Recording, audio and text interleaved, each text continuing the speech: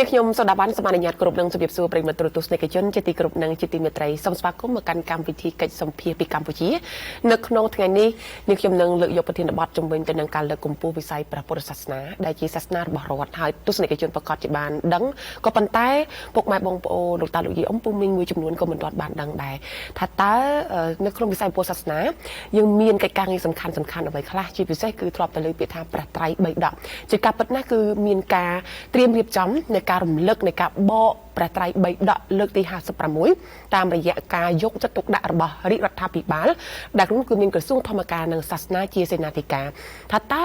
ព្រះត្រៃបិដកមានគុណតម្លៃបែបណាសម្រាប់ប្រទេសជាតិដែលគោរពនិងប្រតិបត្តិនៃសាសនាព្រះពុទ្ធហើយថាតើអ្នកណានៅពីខាងក្រោយនៃការបកប្រែនៅព្រះត្រៃបិដកជាភាសាបាលីមកជាភាសាខ្មែរដូច្នេះប្រធានបទនៅថ្ងៃនេះយើងខ្ញុំនឹងលំអិតជូនដោយមានការចូលរួមជាវាគ្មិនកិត្តិយសពីសំណាក់ឯកឧត្តមជួនកក្កដាឯកឧត្តមគឺជាសមាជិកអ្នកនាំពាក្យរបស់ក្រសួងធម្មការនិងសាសនាដូច្នេះសូមអញ្ជើញតាមដានទស្សនានៃកិច្ចពិភាក្សាដូចតទៅសូមគោរពនឹងជម្រាបសួរឯកឧត្តមចា៎បាទជម្រាបសួរចាសូមគោរពអរគុណសម្រាប់ការអញ្ជើញចូលរួមនៅក្នុងកម្មវិធីនៅថ្ងៃនេះដោយនឹងជជែកទៅលើប្រធានបទដ៏មានសារៈសំខាន់មែនទែនពាក់ព័ន្ធទៅនឹងវិស័យព្រះពុទ្ធសាសនាគឺសំដៅទៅលើព្រះត្រៃបិដកដូច្នេះជាដំបូងមុននឹងឈានទៅដល់គុណតម្លៃនៃព្រះត្រៃបិដកសូមឲ្យឯកឧត្តមបង្ហាញថាតើអ្នកណានៅពីខាងក្រោយនៃការបកប្រែឬក៏ការបកនៅព្រះត្រៃបិដកពីភាសាបាលីមកជាភាសាខ្មែរសូមអនុញ្ញាតនមស្ការចំពោះសម្ដេចព្រះសង្ឃគ្រាចទាំងពីរគណៈសម្ដេចព្រះជាគណៈព្រះមន្ត្រីសង្ឃប្រគុណចាស់គ្រប់អង្គទាំងក្នុងនិងក្រៅប្រទេសដោយសេចក្តីគោរពនិងដោយសេចក្តីជ្រះថ្លាសូមអនុញ្ញាតគោរពសម្ដេចទ្រង់ឯកឧត្តមលោកជំទាវលោកស្រីជាពិសេសពុទ្ធបរិស័ទខ្មែរទាំងក្នុងនិងក្រៅប្រទេសដោយសេចក្តីគោរពនិងដោយសេចក្តីស្រឡាញ់ថ្ងៃនេះពិតជាមានកិត្តិយសណាស់សម្រាប់រូបខ្ញុំបាទហើយម្យ៉ាងទៀតជាពិសេសតកតងជាមួយនឹងចំណេះដឹងផ្នែកខាងពុទ្ធសាសនាគឺតកតងទៅលើព្រះត្រៃបិដកតែម្ដងព្រះត្រៃបិដកដែលយើងបានគោរពបដិបត្តិរហូតមកដល់សពថ្ងៃនេះគឺមែនទែនទៅមិនមែនមានតែត្រឹមក្រុមជំនុំព្រះត្រៃបិដកនេះទេគឺមានតាំងពីព្រះពុទ្ធជាម្ចាស់ព្រះអង្គគង់ពធរមាននៅឡើយម្លេះរហូតដល់ព្រះអង្គទ្រង់បរិនិព្វាន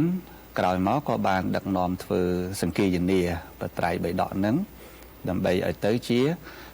គម្ពីរច្បាស់លាស់ហើយនឹងរឹងមាំមានប្រសូតព្រះវិន័យនិងព្រះអភិធម្មនៅក្នុងស្រុកខ្មែរយើងក៏សម័យកាលអតីតកាលកន្លងទៅហើយដែលយើងមានបត្រៃបិដកដែរប៉ុន្តែបត្រៃបិដករបស់យើងគឺនៅលើស្លឹករឹតអញ្ចឹងទៅក្នុងគម្ពីរឯកសារដីកាមួយចំនួននៅរដ្ឋរាយដែលมันមានគោលដៅច្បាស់លាស់ហើយក៏ជាភាសារបស់ភាសាបាលីបាទភាសាមគ្គធៈអញ្ចឹងក៏កើតឡើងដោយបញ្ញវន្តសង្ឃគឺអ្នកប្រាជ្ញប្រសង់សម័យនោះហើយនឹងអ្នកប្រាជ្ញជាក្រហមក៏បានរួមប្រមូលគំនិតបញ្ញាគ្នាក៏គិតថានឹងបង្កើតក្រុមជំនុំព្រះត្រៃបិដកនេះឡើងព្រោះស្លឹករឹតក៏ដូចជាសភៅចាស់ផ្សេងសិតតែភាសារបស់បាលីហើយมันអាចអ្នកធម្មតាអានបានទេចង់អានចង់យល់ព្រះត្រៃបិដកទាល់តែរៀនភាសាបាលីសិនអញ្ចឹងបានទៅរួចហើយលោកវិភាគទៅលើពុទ្ធសាសនាយើងនៅស្រុកខ្មែរសម្រាប់ថ្ងៃអនាគតហ្នឹងគឺបើអត់ចេះបាលីមានន័យថាអត់អានព្រះត្រៃបិដកបានទេអញ្ចឹងក៏នៅក្នុង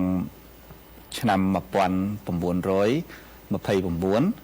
ព្រះករុណាព្រះមហាក្សត្រព្រះបាទស៊ីសុវត្ថិមុនីវង្សលោកក៏បានចេញព្រាប្រកាសដើម្បីអនុញ្ញាតក្នុងការបង្កើត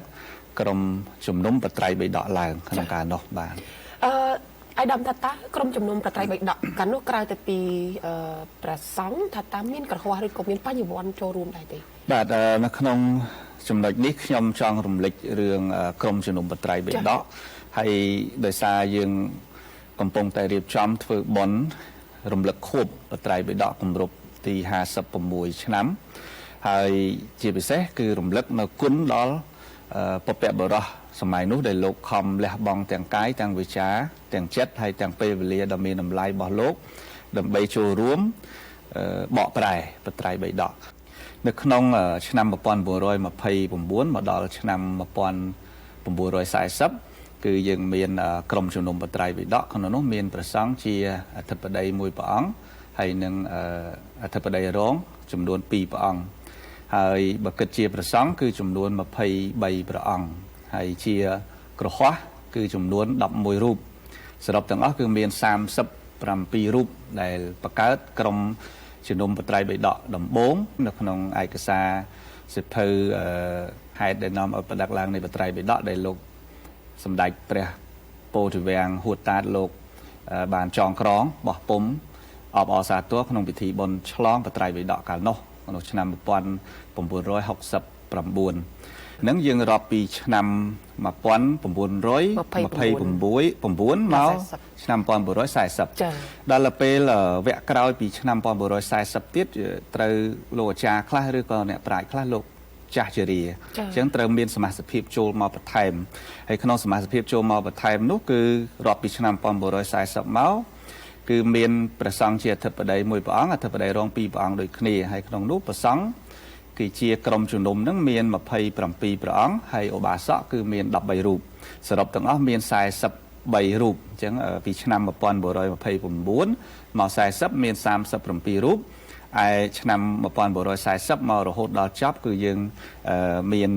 43រូបនេះជាក្រុមបត្រៃបិដកដែលធ្វើចាប់ពីឆ្នាំ1940រហូតមកដល់ចប់សពគ្រប់នៅក្នុងឆ្នាំ1969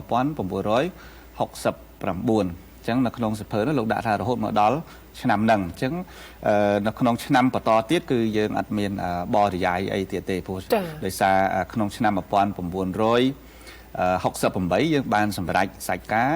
បត្រៃបិដករបស់យើងទាំង110ក្បាលហ្នឹងហើយអញ្ចឹងនេះជាក្រុមជំនុំបត្រៃបិដកលោកខំលះបង់ពេលវេលាដើម្បី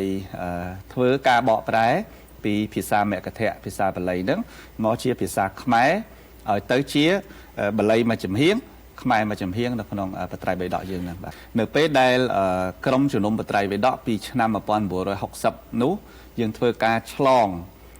ងសម្ពោធឆ្លងបត្រៃបិដក110ភាគចប់សពគ្រប់មានន័យថាក្នុងអត្ថកថានិង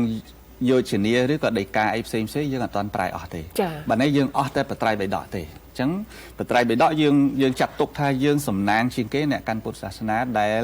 មិនមានប្រទេសណាអាចប្រែដោយប្រទេសយើងទេហើយយើងគឺលេខទី1តែម្ដងមានន័យថាពុទ្ធប្រទេសដែលកាន់ពុទ្ធសាសនាដូចជាកម្ពុជាគឺមានតែកម្ពុជាមួយទេដែលអាចបកប្រែភាសាបាលីមកជាភាសាជាតិរបស់ខ្លួនបាទពិតមែនគឺមានតែប្រទេសកម្ពុជាយើងទេព្រោះ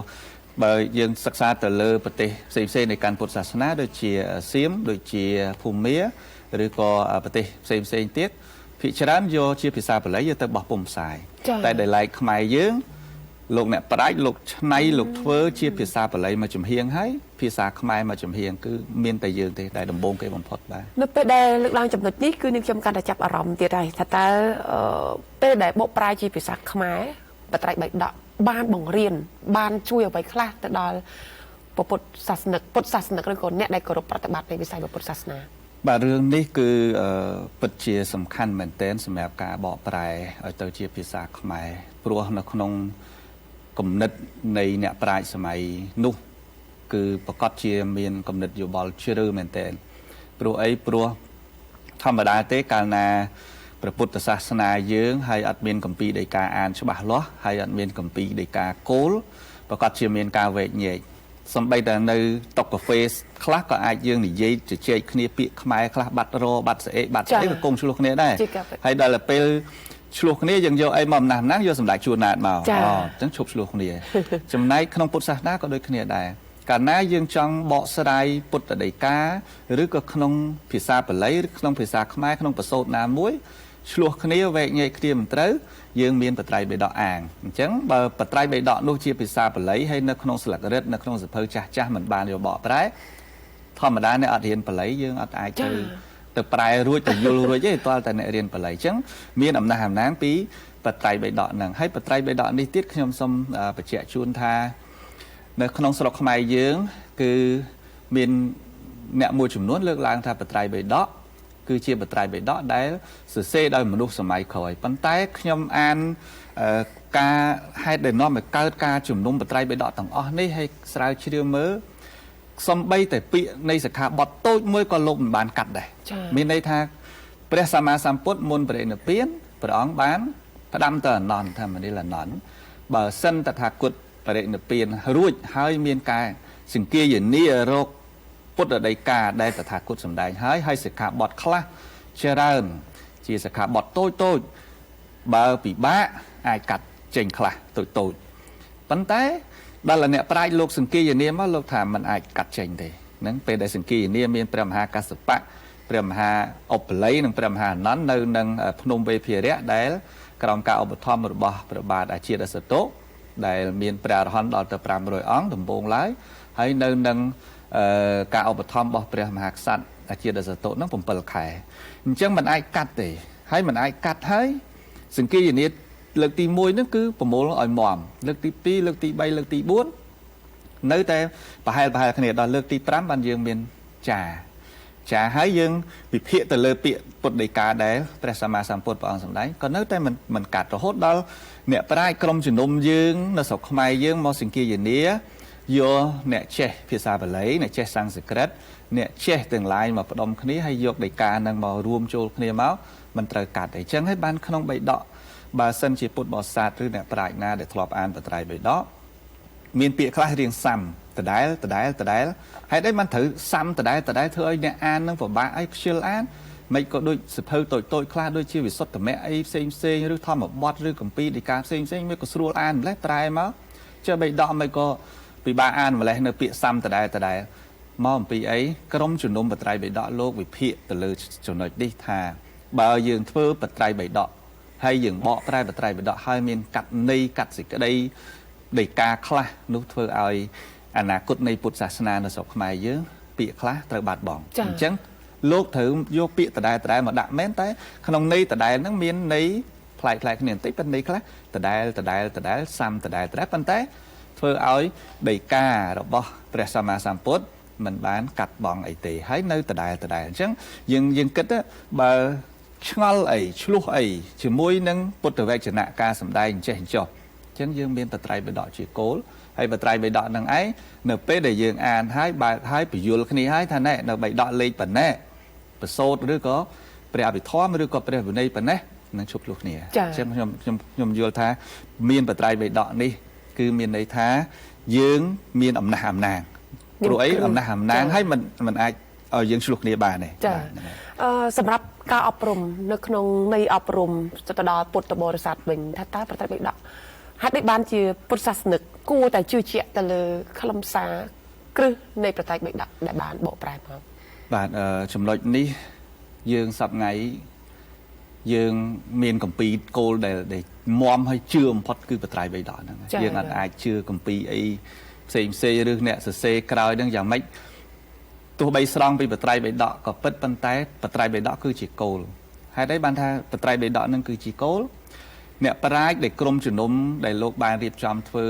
ពលីទាំងជីវិតរហូតមកដល់សប្តាហ៍នេះយើងមានការរលឹកនឹកគុណរបស់លោកក្នុងការដែលលោកបានរៀបចំបោះពុំបកប្រែរួចលោកសម្រិតសម្រាញ់ហើយយើងដឹងហើយអ្នកប្រាជ្ញយើងសម័យនោះដូចជាសម្ដេចព្រះសង្ឃរាជជួនណាតអីបើថាចេះគឺលោកចេះមែនលោកប្រែចេះប្រកបដោយសម្ដេចហួតតាតអីជាដើមអញ្ចឹងមានន័យថាលោកមិនមែនចេះតែនឹកឃើញធ្វើទេអញ្ចឹងដីកាអីផ្សេងត្រូវបកត្រូវប្រែត្រូវរៀបត្រូវយកមក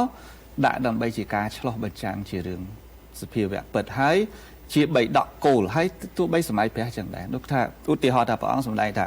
នៅក្នុងប្រសូតនេះនៅក្នុងអង្គុត្តរនិកាយនៅក្នុងបិដកឃើញទេដល់យើងខ្មែរយើងថានៅក្នុងបត្រៃបិដកប្រសូតលេខ51ឬលេខ52ទំព័រប៉ុណ្ណេះព្រះសម្មាសម្ពុទ្ធបានសម្ដែងថាអញ្ចឹងមានន័យថានេះគឺជាគោលច្បាស់លាស់សម្រាប់ពុទ្ធសាសនារបស់យើងហើយអត់មានអីមកត្រូវប្រកែកមកថាបិដកនេះ សរសេរដោយអ្នកក្រោយមិនគួរណាជឿបីដកគ្រាន់តែជាការតាក់តែងឬក៏បីដកនឹងវាមិនសូវគ្រប់ទឹកអីចេះអត់អាចមកនិយាយប៉ុណ្ណឹងបានទេព្រោះបើម្នាក់អ្នកបោះពុំអត់អីទេណាចាម្នាក់អ្នកបកប្រែអត់អីតែនេះអ្នកប្រាជ្ញសឹងអស់មកស្រុកខ្មែរបើនេះថាអ្នកប្រាជ្ញមកប្រជុំគ្នាទាំងអស់ហើយបង្កើតហើយបើធ្វើតែមួយឆ្នាំប្រែរួចអាហ្នឹងក៏ខ្ញុំអត់ជឿដែរតែនេះមិនមែនមួយឆ្នាំទេ39ឆ្នាំតែ40ឆ្នាំហើយអ្នកដែលធ្វើបន្តសុទ្ធតែជាអ្នកប្រាជ្ញទាំងអស់រហូតមកដល់ចប់អញ្ចឹងមានន័យថាគម្ពីរព្រះពុទ្ធសាសនាព្រះត្រៃបិដកនេះគឺជាគោលនៃព្រះពុទ្ធសាសនាហើយជាគម្ពីរដែលយើងមិនអាចមើលរំលងហើយយើងមិនអាចថាកុំទុកចិត្តគម្ពីរព្រះត្រៃបិដកអត់ទេអាហ្នឹងអត់អាចអញ្ចឹងយើងមានគ្រឹះរឹងមាំដែលបញ្ជាក់ថាការបកប្រែពីសំណាក់ក្រុមជំនុំពីមុនមកគឺសិតតែជាអ្នកដែលមានសមត្ថភាពមានចំណេះដឹងជ្រៅជ្រះទៅលើភាសាខ្មែរភាសាបាលីដែលទុកជាកេរដំណែលដល់កូនខ្មែរបច្ចុប្បន្ននេះត្រឡប់មកការបន្តការថែរក្សានិងការអភិវឌ្ឍបន្ថែមតើរាជរដ្ឋាភិបាលក៏ដូចជាខាងក្រសួងធម្មការនិងសាសនាបានយកចិត្តទុកដាក់បែបណាខ្លះចំពោះកេរដំណែលដ៏មានគុណតម្លៃមួយនេះបាទចំពោះចំណុចនេះរាជរដ្ឋាភិបាលលោកបានមានការយកចិត្តទុកដាក់បំផុតចំពោះការអនុញ្ញាតដើម្បីបង្កើតក្រុមជំនុំបត្រៃបិដកបង្កើតថ្មីហើយមិនមែនបង្កើតថ្មីលុបចាស់ទេពាក្យថាបង្កើតថ្មីគឺបង្កើតដើម្បីបន្តស្នាដៃអ្នកចាស់បាទហើយក្នុងនោះមានក្រសួងធម្មការនិងសាសនាជាសេនាធិការដើម្បីរៀបចំអញ្ចឹងយើងត្រូវមើលប្រវត្តិសិននៅពេលដែលឆ្លងបត្រៃបិដកតើអត្ថកថាយើងប្រែចប់នៅហើយតើយោជនាដីកាអីផ្សេងតែយើងប្រែរួចណាយើងប្រែរួចតែ110ក្បាលទេហើយអត្ថកថាបានប្រមាណក្បាលទេតែក្រៅពីហ្នឹងចូលឆ្នាំ1970ចូលមក75សង្គ្រាមដល់សង្គ្រាមរ៉ាំរ៉ៃទៅអ្នកប្រាជ្ញរបស់យើងដែលបង្កើតដែលប្រមាណមកជំនួសហ្នឹងខ្លះស្លាប់ខ្លះសគត់ខ្លះនៅបញ្ជូនមែនប៉ុន្តែមកដល់ពេលនេះត្រូវស្លាប់អស់ហើយត្រូវទទួលអនិច្ចធម៌អស់ហើយដីកាទាំងអស់អត្ថកថាយោជនាអីផ្សេងអត់តាន់មានអ្នកបន្តស្នាដៃហ្នឹងដើម្បីប្រែទេហើយហេតុអីបានយើងត្រូវបលាយពេលមកដល់ពេលនេះមកពីយើងងើបពីសង្គ្រាមកាលណាយើងងើបពីសង្គ្រាមដឹងហើយសម័យលោកតាប៉ុលពតអ្នកចេះមិនទុកទេអញ្ចឹងយើងរកអ្នកចេះបល័យយើងយករកអ្នកចេះសំស្ក្រឹតយើងរកអ្នកចេះដែលមានបញ្ញាហ្នឹងដើម្បីឲ្យមកជួយការងារហ្នឹងទៀតពិបាករកទើបមកថ្មីយើងនេះរយៈចុងក្រោយនេះយើងមានធនធានរបស់យើងគ្រប់គ្រាន់ព្រះសង្ឃក៏លោកមានដល់ថ្នាក់បណ្ឌិតភាសាបាលីមកពីក្រៅប្រទេស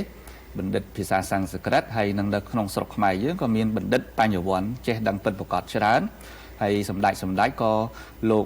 ជាបណ្ឌិតផ្នែកសាសនាច្រើនអញ្ចឹងការបង្កើតនៅក្នុងគណៈពេលថ្មីនេះគឺខ្ញុំបាទជឿថា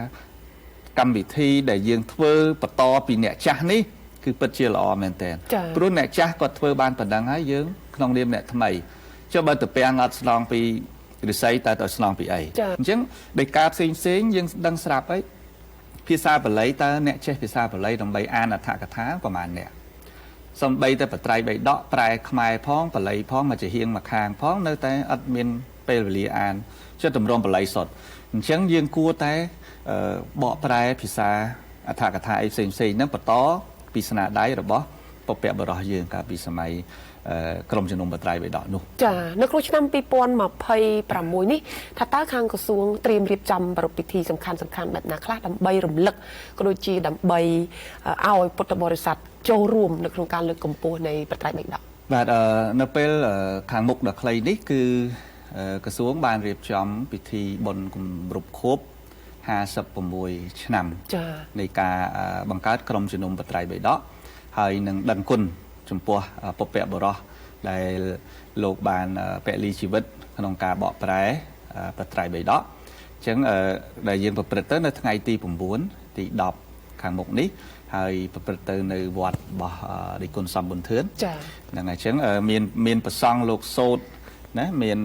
ប្រសង់លោកសូត្រតាំងពីថ្ងៃហ្នឹងឯងសូត្រស្វាត់ជាបត្រៃបិដកដែលមានស្រាប់ហ្នឹងបានន័យថារំលឹកគុណដល់ពពកបរោះរបស់យើងអញ្ចឹងកម្មវិធីយើងនឹងប្រព្រឹត្តធ្វើនៅថ្ងៃទី9ថ្ងៃទី10ហើយអ្វីដែលយើងបានចាត់ចែងរៀបចំសម្រាប់ពិធីនោះគឺក្រសួងធម្មការក៏បានសហការជាមួយនឹងគណៈសង្ឃនាយកទាំងពីរគណៈបានរៀបចំចាត់ចែងហើយជាពិសេសការស្វាធ្យាបត្រៃបិដកនឹងនឹករលឹកគុណរបស់ ប្រត្រៃបេដកនឹងឯង ថាបើបានអនិសង្ឃអ្វីខ្លះដែរដងនៅក្នុងការចូលរួមនៅក្នុងការសូត្រប្រត្រៃបេដក បាទចំពោះអានិសង្ឃវិញខ្ញុំសូមលើកយកចំណុចដែលជាគោលសម្រាប់ការស្វាត់ជាប្រត្រៃបេដកហើយសម្រាប់ការចូលរួមបុណ្យប្រត្រៃបេដកហើយបើយើងសូត្រឬក៏យើងមិនបានសូត្រក៏បានផលដែរបាទព្រោះអីខ្ញុំលើកនៅក្នុងប្រសូតមួយដែលលោកឧបមាជាមួយនឹងព្រះអនន្តលោកថាกระดาษសរសេរហ្នឹងដូចជាផែនដីហើយចំណែកបិចទឹកបិចរបស់យើងហ្នឹងទុកដូចជានឹងកលនៅរឺរនោះអូសទៅហើយអាតួអសរដូចជាក្របពូជអញ្ចឹងនៅក្នុងអាតួអសរនេះលោកថាបានបនរាប់អនន្តធម្មទានហ្នឹងអញ្ចឹងមានន័យថាបននោះវាច្រើនណាស់ហើយបើយើងគិតពីធម្មទានវិញយើងនិយាយនៅក្នុងពុទ្ធសាសនាថាធម្មទានឈ្នះអស់ទានទាំងពួងរកទានណាឲ្យបដូចធម្មទានបានទេការបង្រៀនធម៌ការចែកសិភៅធម៌ការចងក្រងសិភៅធម៌ហើយនឹងចងក្រងបត្រៃបេដកហើយនៅក្នុងបត្រៃបេដកក្នុងមួយពាក្យលោកថាជាពុទ្ធវចនៈរបស់ព្រះសម្មាសម្ពុទ្ធអញ្ចឹងបើនិយាយពីបនច្រើនហើយបើនិយាយពីផល្លានិសង្ឃខ្ញុំលើកឡើង5ចំណុចសម្រាប់ផល្លានិសង្ឃដែលតកតងជាមួយនឹងការស្វាត់ជាបត្រៃបេដកចូលរួមបុណ្យខួបបត្រៃបេដកគម្រប់56ឆ្នាំនេះទី1គឺតកតងជាមួយនឹងអានិសង្ឃធម្មទានព្រោះអីក្នុងនោះគឺយើងមានការស្វាត់ជាការសូត្រធម៌ការតន្ទិញធម៌ការអានតាមគម្ពីរបត្រៃបេដកគឺធ្វើឲ្យយើងមានសមាធិចិត្តមានន័យថាយើងស្ងប់ចិត្តអាការដែលស្ងប់ចិត្តបនមួយឃើញទេមួយទៀតគឺការអាននិងសូត្រដែលធ្វើឲ្យយើងបានយល់អានហើយសូត្រយល់អំពីសច្ចធម៌នៃជីវិតពិតប្រាកដចេញពីបត្រៃបេដកចំណុចមួយទៀតគឺយើងបានដឹងថាសេចក្តីកើតវិនាសចម្រើននិងវិនាសនៅក្នុងគម្ពីរបត្រៃបេដកនេះជាផលដែលយើងបានចេញពីខ្លួនយើងតែម្ដងមានន័យថាយើងកាលណាយើងស្ដាប់យើងអានយើងយល់ក្នុងបត្រៃបេដកមានដីការបស់ព្រះសម្មាសម្ពុទ្ធអញ្ចឹងឈ្មោះថាយើងបាននៅធម្មទានមួយសម្រាប់យើងចំណុចទី2គឺជាផលដែលយើងត្រូវបានដោយសារតែយើងប្រពៃពិធីបុណ្យខួបគម្រប់56ការដឹងគុណបត្រៃបេដកនិងពុព្វបរោះនោះធ្វើឲ្យយើងមានគេហៅថាចរិតរៀបរយល្អហើយបានមានចរិតរៀបរយល្អយើងមានសិលធម៌យើងមានគុណធម៌យើងមានសច្ចធម៌ព្រោះយើងកំពុងតែស្វាត់ជាបត្រៃបេដកដែលជាធម៌បេះដូងរបស់ព្រះពុទ្ធសាសនានៅក្នុងហ្នឹងហើយជាពុទ្ធវចនៈរបស់ព្រះអង្គមួយទៀតគឺជួយដោះស្រាយចម្ងល់បាទជួយដោះស្រាយចម្ងល់ហ្នឹងមានន័យថាយើងវាធ្លាប់ឆ្ងល់អីដល់ពេលយើងមកស្វាត់ជាបត្រៃបេដកសូត្របត្រៃបេដកឬអានបត្រៃបេដកអញធ្លាប់ឆ្ងល់បាត់ចម្ងល់ហ្នឹងដែលកើតចេញពីការឆ្ងល់ដែលយើងដូចឆ្ងល់ថាព្រះនៅឯណាព្រះកើតនៅឯណាព្រះអីហ្នឹងពេលខ្លះរឿងរ៉ាវខ្លះអាចកើតចេញពីហ្នឹងមកហើយចំណុចមួយទៀតចេះ3គម្ពីរប្រសូតព្រះវិន័យព្រះអភិធម្មចេះវិន័យឲ្យយើងដឹងពីកាយវិការការបដិបត្តិរបស់អ្នកបួសចេះប្រសូតឲ្យយើងមានដំណោះស្រាយដឹងរឿងល្អរឿងអាក្រក់ដឹងហេតុដឹងផលចេះដោះស្រាយជីវិតរបស់ខ្លួនឯងដឹងពីព្រះអភិធម្មដឹងអំពីសេចក្តីទុក្ខពិតដែលកើតចេញអំពីសម្ញ្ញលក្ខណៈអនិច្ចំទុក្ខអនត្តាហ្នឹងចំណុចអានិសង្ឃទី2អានិសង្ឃទី3គឺជាការដឹងគុណដល់ពុព្វបុរសរបស់យើងមានន័យថាដោយសារតែការចងក្រងបត្រៃបេដកដែលពុព្វបុរសរបស់យើងលោកបានតាក់តែងបត្រៃបេដកនេះប្រែឲ្យទៅជាភាសាខ្មែរនិងភាសាបាលីយើងដើរតួជាអ្នកដឹងគុណហើយដឹងគុណពុទ្ធលោកត្រាស់ថាបុគ្គលដែលជាអ្នកដឹងគុណរមែងមិនសាបសូន្យឡើយអញ្ចឹងសិតតែជាអ្នកមានគុណលើយើងតាំងពីឆ្នាំ1929រហូតមកដល់1968បានចប់ហើយបុណ្យឆ្លង1969មានន័យថាគាត់ជាលោកជាអ្នកមានគុណមកលើយើងចំណុចទី4គឺដើម្បីជួយចូលរួមថែរក្សាអាយុកាលព្រះពុទ្ធសាសនារបស់យើងអាយុកាលពុទ្ធសាសនាមិនមែននៅលើព្រះវិហារមិនមែននៅលើសួនច្បារទេមិនមែននៅលើសាលាឆាន់កុដអីទេអាយុកាលពុទ្ធសាសនាគឺនៅលើអ្នកចេះគឺនៅលើព្រះធម៌ហ្នឹងព្រះធម៌និងព្រះវិន័យកាលណាអត់មានអ្នកចេះធម៌អត់មានអ្នកចេះវិន័យធ្វើម៉េចឲ្យពុទ្ធសាសនាតាំងនៅបានអញ្ចឹងតែអ្នកចេះធម៌និងអ្នកចេះវិន័យ យល់ធរយល់វិន័យច្រើនចេញពីគម្ពីរបត្រៃបិដកមានន័យថាយើងកំពុងតែចូលរួមថែរក្សាអាយុកាលពុទ្ធសាសនាហ្នឹងឲ្យបន្តទៅមុខបានកាន់តែយូរអង្វែងនេះនៅក្នុងចំណុចដែលខ្ញុំបាទលើកឡើងហើយចំណុចមួយទៀតយើងតែងតែនិយាយថាបានមគ្គបានផលឧទ្ទិសកុសលជូនចំពោះមេដាបិតាបុព្វការីយើងអញ្ចឹងយើងមិនគិតថាតែបត្រៃបិដកមួយមុខទេព្រោះពេលខ្លះខ្មែរយើងចំណាយពេលវេលាកសាងជាតិមាតុភូមិស្លាប់ជីវិតបាត់បង់ជីវិតព្រោះជាតិព្រោះមាតុភូមិយើងបានបុណ្យហ្នឹងជាតក្កណានុបទានមួយឧទ្ទិសកុសលជូនចំពោះពួកគាត់ផងអាយដាមជាចុងក្រោយមានអ្វីជាការសំណូមពរឬក៏ផ្ដល់អនុសាសន៍បន្ថែមជាពិសេសសម្រាប់ពុទ្ធបរិស័ទទៅលើជំនឿប្រតិបត្តិនៃពុទ្ធសាសនាក៏ដូចជាសក្តិមនីយកម្មសាសនានៅក្នុងព្រះរាជាណាចក្រកម្ពុជាបាទជាចុងក្រោយខ្ញុំបាទសូមជាមតិយោបល់សាសនាទាំងអស់នៅក្នុងពិភពលោកនេះមិនដែលមានសាសនាណាអាក្រក់ទេសុទ្ធតែសាសនាល្អនាំមនុស្សឲ្យល្អទាំងអស់តែការបដិបត្តិការយល់ថាសាសនាណាល្អហ្នឹងសូមបដិបត្តិធ្វើចោះបដិបត្តិតាមចោះតែកុំមានវិវាទថាសាសនាពុទ្ធល្អសាសនាយេស៊ូមិនល្អសាសនាអ៊ីស្លាមមិនល្អអត់ទេល្អទាំងអស់អញ្ចឹងយើងមិនអាចទៅប្រៀបធៀបសាសនានេះល្អសាសនានេះមិនល្អអត់ទេជាជំនឿរបស់យើងហើយមួយទៀតក្នុងការដែលប្រារព្ធពិធីបុណ្យខួបបត្រៃបិដកគម្រប់ទី56នេះគឺយើងបញ្ជាក់ពីអ្វីដែលជាមរតកដូនតាយើងបានបន្សល់ទុកមកហើយដែលយើងទាំងអស់គ្នាមិនអាចធ្វើបានដូចអ្នកប្រាជ្ញយើងសម័យនោះទេអញ្ចឹងសូមឲ្យពុទ្ធបរិស័ទទាំងអស់គ្នានឹងមេត្តាយកចិត្តទុកដាក់ជាមួយនឹងកម្មវិធីនេះផងហើយជាពិសេសក្នុងកម្មវិធីដែលប្រព្រឹត្តនៅថ្ងៃទី9ទី10ខាងមុខនេះគឺយើងមានប្រសង់ច្រើនរយច្រើនពាន់អង្គដើម្បីចូលរួមហើយយើងរំលឹកដល់ស្នាមប្រហ័សនិងស្នាដៃរបស់ពុព្វបុរសយើងដែលលោកបានពលីកម្លាំងកាយចិត្តហើយរហូតដល់ជីវិតដើម្បីព្យាយាមបកប្រែព្រះត្រៃបិដកឲ្យមកជាភាសាខ្មែរមួយចំហៀងភាសាបាលីមួយចំហៀងហើយមានប្រមាណជាង400ទំព័រនេះមួយក្បាលនេះគឺថាมันធម្មតាទេហើយម្យ៉ាងទៀតនោះ